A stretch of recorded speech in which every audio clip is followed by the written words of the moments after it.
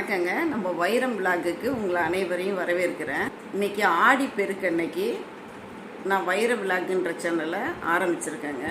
ஆடி பெருக்கு அன்னைக்கு எந்த ஒரு செயல் செஞ்சாலும் பல்கி பெருகி வருன்றது நம்மளுடைய ஐதீகம்.